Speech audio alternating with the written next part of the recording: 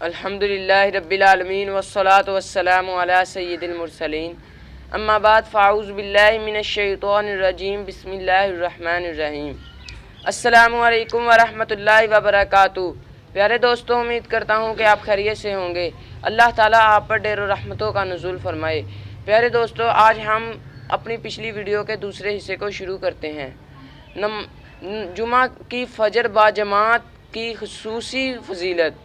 حضرت سیدنا ابو عبیدہ بن جراح رضی اللہ تعالیٰ عنہ بیان کرتے ہیں کہ میں ایک دن رسول اکرم صلی اللہ علیہ وآلہ وسلم کی بارگاہ میں بیٹھا تھا۔ نبی کریم صلی اللہ علیہ وآلہ وسلم نے ارشاد فرمایا، جمعہ کے دن پڑھی جانے والی فجر کی نماز باجماعت سے افضل کوئی نماز نہیں۔ میرا گمان یعنی میرا خیال ہے تم میں سے جو اس میں شریک ہوگا اس کے گناہ معاف کر دیے جائیں گے۔ نبی کا گمان یقین کے برابر ہوتا ہے۔ اے عاشقان رسول، اس حدیث پاک میں کہا گیا ہے میرا گمان یعنی خیال ہے۔ اس کی شرح یہ ہے کہ نبی کا گمان یعنی خیال یقین کے برابر ہوتا ہے، لہٰذا مطلب یہ ہوا کہ واقعی جمعہ کی نماز فجر باجماعت پڑھنے والے کے گناہ معاف کر دیے جاتے ہیں۔ احادیث مبارکہ میں جہاں گناہ معاف ہو جانے کا تذکرہ ہوتا ہے وہاں صغیرہ یعنی چھوٹے گناہوں کی معافی ملنا مراد ہوتا ہے، کیونکہ کبیرہ گناہ یعنی بڑے گناہ تو صرف توبہ سے معاف کیے جاتے ہیں۔ فجر و عشاء 40 دن باجماعت پڑھنے کی عظیم الشان فضیلت۔ جو خوش نصیب مسلسل 40 دن تک فجر و عشاء باجماعت ادا کرتا ہے وہ جہنم اور منافقت سے آزاد کر دیا جاتا ہے، جیسا کہ خادم نبی حضرت سیدنا انس رضی اللہ تعالی عنہ سے روایت ہے۔ سرکار مدینہ صلی اللہ علیہ وآلہ وسلم نے ارشاد فرمایا، جس نے 40 دن فجر و عشاء باجماعت پڑھی اس کو اللہ پاک 2 آزادیاں عطا فرمائے گا، ایک نار یعنی آگ سے، دوسری نفاق یعنی منافقت سے، دوزخ سے آزادی۔ امیر المؤمنین حضرت سیدنا عمر فاروق اعظم رضی اللہ تعالیٰ عنہ فرماتے ہیں، سرکار دو عالم صلی اللہ علیہ وآلہ وسلم کا فرمان عالی شان ہے، جو 40 راتیں مسجد میں باجماعت نماز عشاء پڑھے کہ پہلی رکعت فوت نہ ہو، اللہ تعالیٰ اس پر دوزخ کی آگ حرام کر دیتے ہیں۔ فجر و عصر کے فضائل۔ فرشتوں کی تبدیلیوں کے اوقات۔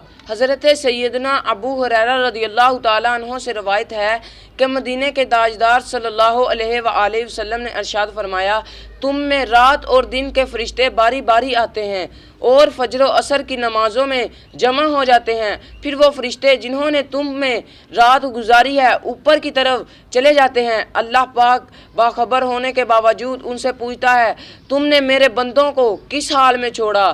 عرض کرتے ہیں، ہم نے انہیں نماز پڑھتے ہوئے چھوڑا، اور جب ہم ان کے پاس پہنچے تھے تب بھی وہ نماز پڑھ رہے تھے۔ ہر بالغ کے ساتھ 62 فرشتے۔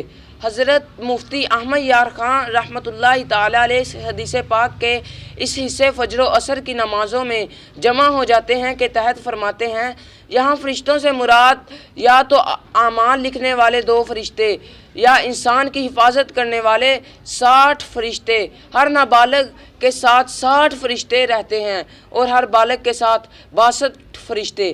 اسی لیے نماز کے سلام اور دیگر سلاموں میں ان کی نیت کی جاتی ہے۔ ان ملائکہ کی ڈیوٹیاں بدلتی رہتی ہیں دن میں اور رات میں، مگر فجر و عصر میں پچھلے فرشتے جانے نہیں پاتے کہ اگلے ڈیوٹی والے آ جاتے ہیں، تاکہ ہماری ابتدا و انتہا یعنی شروع کرنے اور ختم کرنے کی کیفیت کے گواہ زیادہ ہوں۔ اس حصے اوپر کی طرف چلے جاتے ہیں کے تحت لکھتے ہیں، اپنے ہیڈ کوارٹر کی طرف جہاں مقام ہے چلے جاتے ہیں۔ مفتی صاحب حدیث پاک کے اس حصے ہم نے انہیں نماز پڑھتے چھوڑا اور جب ہم ان کے پاس پہنچے تھے تب بھی وہ نماز پڑھ رہے تھے کے تحت تحریر کرتے ہیں کہ اس کا مطلب یا تو یہ ہے کہ فرشتے نمازیوں کی پردہ پوشی کرتے ہیں کہ آس پاس کی نیکیوں کا ذکر اور درمیان کے گناہوں سے خاموشی، یا یہ مطلب ہے کہ اے مولا جن بندوں کی ابتدا انتہا یعنی شروعات اور ختم ہونے کی کیفیت ایسی ہو اس میں ہمیشہ برکت ہی رہتی ہے۔ پیارے دوستو، فجر و عصر پڑھنے والا جہنم میں نہیں جائے گا۔ حضرت سیدنا عمارہ بن رویبہ رضی اللہ تعالیٰ عنہ فرماتے ہیں کہ میں نے مصطفیٰ جان رحمت صلی اللہ علیہ وآلہ وسلم کو فرماتے سنا، جس نے سورج کے طلوع و غروب ہونے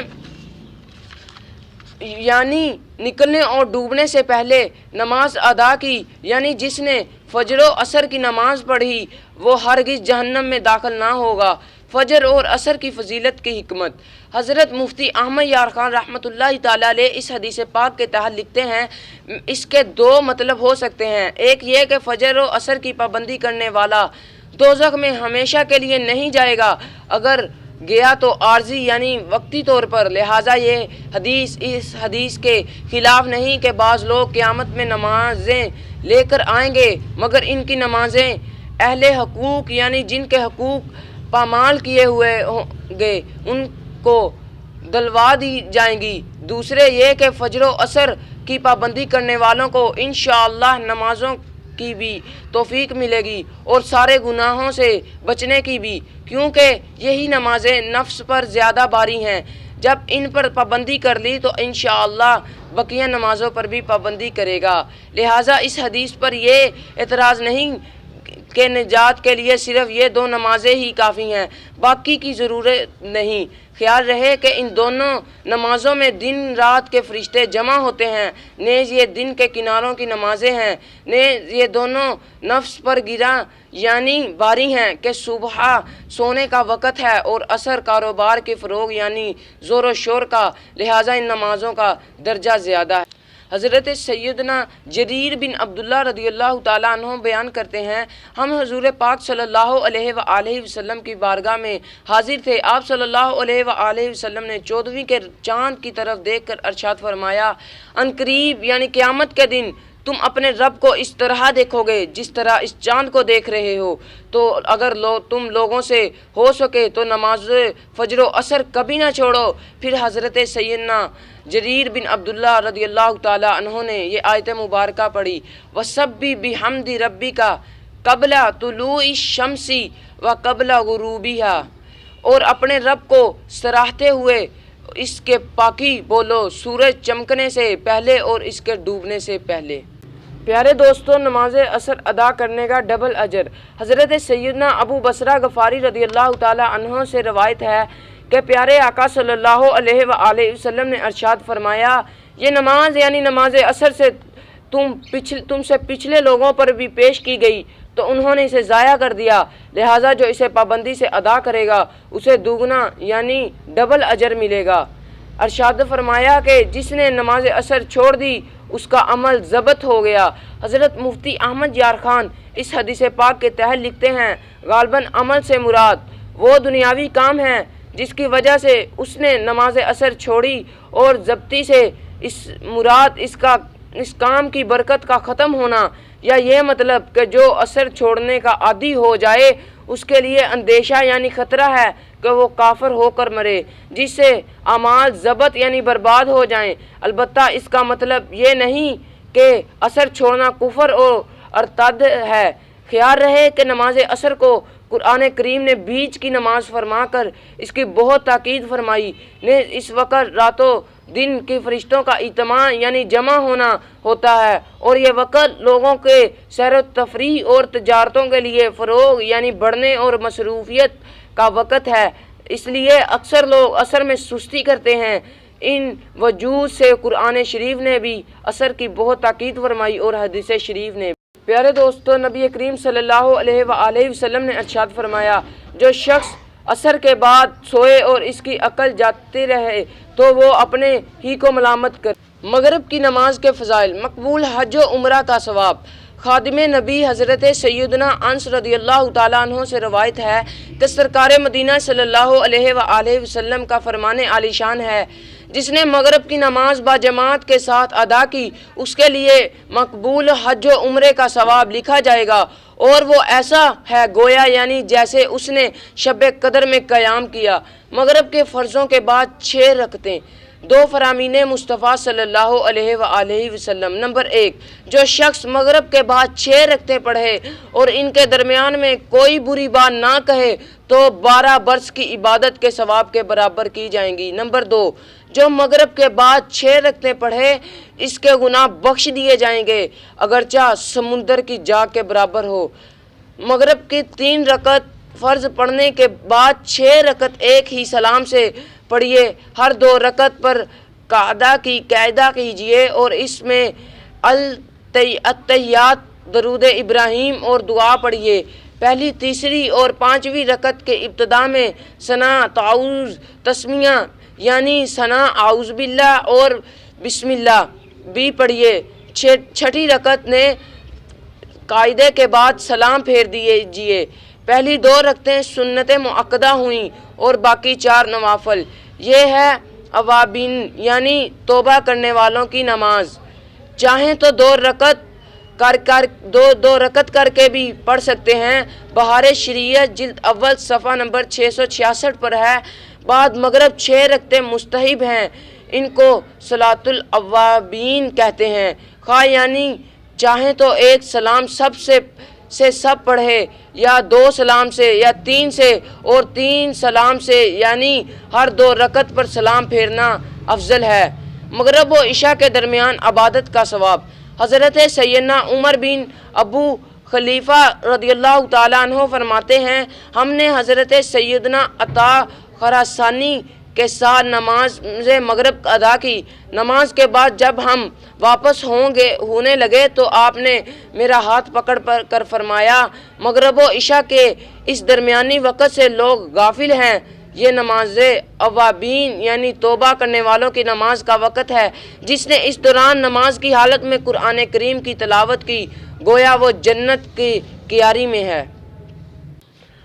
پیارے دوستو، عشاء کی نماز کے فضائل۔ منافقوں پر نماز فجر و عشاء باری ہے۔ حضرت سیدنا ابو ہریرہ رضی اللہ تعالیٰ عنہ سے روایت ہے، تاجدار مدینہ صلی اللہ علیہ وآلہ وسلم کا فرمان عبرت نشان ہے، سب نمازوں میں زیادہ گراں یعنی بوجھ والی منافقوں پر نماز عشاء و فجر ہے، اور جو ان میں فضیلت ہے اگر جانتے تو ضرور حاضر ہوتے، اگرچہ سرین یعنی بیٹھنے میں بدن کا جو حصہ زمین پر لگتا ہے اس کے بل گھسٹتے ہوئے یعنی جیسے بھی ممکن ہوتا آتے۔ منافقین عشاء و فجر میں آنے کی طاقت نہیں رکھتے۔ تابعی بزرگ حضرت سیدنا سعید بن مسیب رضی اللہ تعالیٰ عنہ سے مروی ہے کہ سرور دو جہان صلی اللہ علیہ وآلہ وسلم کا فرمان عبرت نشان ہے، ہمارے اور منافقین کے درمیان علامت یعنی پہچان عشاء و فجر کی نماز میں حاضر ہونا ہے، کیونکہ منافقین ان نمازوں میں آنے کی طاقت نہیں رکھتے۔ نماز عشاء سے پہلے سونا۔ حضور اکرم صلی اللہ علیہ وآلہ وسلم فرماتے ہیں، جو نماز عشاء سے پہلے سوئے اللہ پاک اس کی آنکھ کو نہ سلائے۔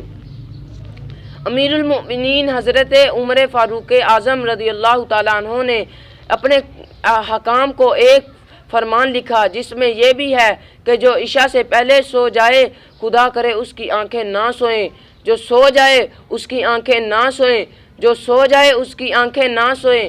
سیدنا فاروق اعظم رضی اللہ تعالیٰ عنہ کے فرمان کے متعلق مفتی احمد یار خان رحمۃ اللہ تعالیٰ علیہ لکھتے ہیں، جناب فاروق اعظم رضی اللہ تعالیٰ عنہ کی یہ دعا ضرر اظہار غضب یعنی ناراضگی ظاہر کرنے کے لیے ہے۔ خیال رہے کہ نماز عشاء سے پہلے سو جانا اور عشاء کے بعد بلا ضرورت جاگتے رہنا، یہ دونوں ہی کام سنت کے خلاف اور نبی کریم صلی اللہ علیہ وآلہ وسلم کو ناپسند ہیں۔ لیکن نماز سے پہلے سو کر نماز ہی نہ پڑھنا اور ایسے ہی عشاء کے بعد۔ پیارے دوستو، نبی کریم صلی اللہ علیہ وآلہ وسلم نے ارشاد فرمایا، جو شخص عصر کے بعد سوئے اور اس کی عقل جاتی رہے تو وہ اپنے ہی کو ملامت کر۔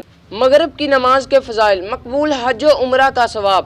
خادم نبی حضرت سیدنا انس رضی اللہ تعالیٰ عنہ سے روایت ہے کہ سرکار مدینہ صلی اللہ علیہ وآلہ وسلم کا فرمان عالی شان ہے، جس نے مغرب کی نماز با جماعت کے ساتھ ادا کی اس کے لیے مقبول حج و عمرے کا ثواب لکھا جائے گا، اور وہ ایسا ہے گویا یعنی جیسے اس نے شب قدر میں قیام کیا۔ مغرب کے فرضوں کے بعد 6 رکعتیں۔ دو فرامین مصطفیٰ صلی اللہ علیہ وآلہ وسلم۔ نمبر 1، جو شخص مغرب کے بعد 6 رکعتیں پڑھے اور ان کے درمیان میں کوئی بری بات نہ کہے تو 12 برس کی عبادت کے ثواب کے برابر کی جائیں گی۔ نمبر 2، جو مغرب کے بعد 6 رکعتیں پڑھے اس کے گناہ بخش دیے جائیں گے اگرچہ سمندر کی جاگ کے برابر ہو۔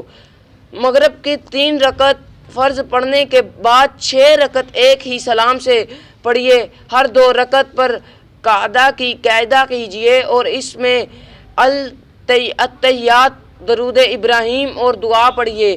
پہلی، تیسری اور 5ویں رکعت کے ابتدا میں ثنا، تعوذ، تسمیہ یعنی ثنا، اعوذ باللہ اور بسم اللہ بھی پڑھیے۔ 6ٹھی رکعت نے قاعدے کے بعد سلام پھیر دیجیے۔ پہلی 2 رکعتیں سنت مؤکدہ ہوئیں اور باقی 4 نوافل۔ یہ ہے اوابین یعنی توبہ کرنے والوں کی نماز۔ چاہیں تو 2 رکعت کر کے بھی پڑھ سکتے ہیں۔ بہار شریعت جلد اول صفحہ نمبر 666 پر ہے۔ بعد مغرب 6 رکعتیں مستحب ہیں، ان کو صلاۃ الاوابین کہتے ہیں۔ خواہ یعنی چاہیں تو ایک سلام سب پڑھے یا 2 سلام سے یا 3 سے اور 3 سلام سے یعنی ہر 2 رکعت پر سلام پھیرنا افضل ہے۔ مغرب و عشاء کے درمیان عبادت کا ثواب۔ حضرت سیدنا عمر بن ابو خلیفہ رضی اللہ تعالیٰ عنہ فرماتے ہیں، ہم نے حضرت سیدنا عطا خراسانی کے ساتھ نماز مغرب ادا کی۔ نماز کے بعد جب ہم واپس ہونے لگے تو آپ نے میرا ہاتھ پکڑ کر فرمایا، مغرب و عشاء کے اس درمیانی وقت سے لوگ غافل ہیں، یہ نماز اوابین یعنی توبہ کرنے والوں کی نماز کا وقت ہے۔ جس نے اس دوران نماز کی حالت میں قرآن کریم کی تلاوت کی گویا وہ جنت کی کیاری میں ہے۔ پیارے دوستو، عشاء کی نماز کے فضائل۔ منافقوں پر نماز فجر و عشاء باری ہے۔ حضرت سیدنا ابو ہریرہ رضی اللہ تعالی عنہ سے روایت ہے، تاجدار مدینہ صلی اللہ علیہ وآلہ وسلم کا فرمان عبرت نشان ہے، سب نمازوں میں زیادہ گراں یعنی بوجھ والی منافقوں پر نماز عشاء و فجر ہے، اور جو ان میں فضیلت ہے اگر جانتے تو ضرور حاضر ہوتے، اگرچہ سرین یعنی بیٹھنے میں بدن کا جو حصہ زمین پر لگتا ہے اس کے بل گھسٹتے ہوئے یعنی جیسے بھی ممکن ہوتا آتے۔ منافقین عشاء و فجر میں آنے کی طاقت نہیں رکھتے۔ تابعی بزرگ حضرت سیدنا سعید بن مسیب رضی اللہ تعالیٰ عنہ سے مروی ہے کہ سرور دو جہان صلی اللہ علیہ وآلہ وسلم کا فرمان عبرت نشان ہے، ہمارے اور منافقین کے درمیان علامت یعنی پہچان عشاء و فجر کی نماز میں حاضر ہونا ہے، کیونکہ منافقین ان نمازوں میں آنے کی طاقت نہیں رکھتے۔ نماز عشاء سے پہلے سونا۔ حضور اکرم صلی اللہ علیہ وآلہ وسلم فرماتے ہیں، جو نماز عشاء سے پہلے سوئے اللہ پاک اس کی آنکھ کو نہ سلائے۔ امیر المؤمنین حضرت عمر فاروق اعظم رضی اللہ تعالیٰ عنہ نے اپنے حکام کو ایک فرمان لکھا جس میں یہ بھی ہے کہ جو عشاء سے پہلے سو جائے خدا کرے اس کی آنکھیں نہ سوئیں، جو سو جائے اس کی آنکھیں نہ سوئیں، جو سو جائے اس کی آنکھیں نہ سوئیں۔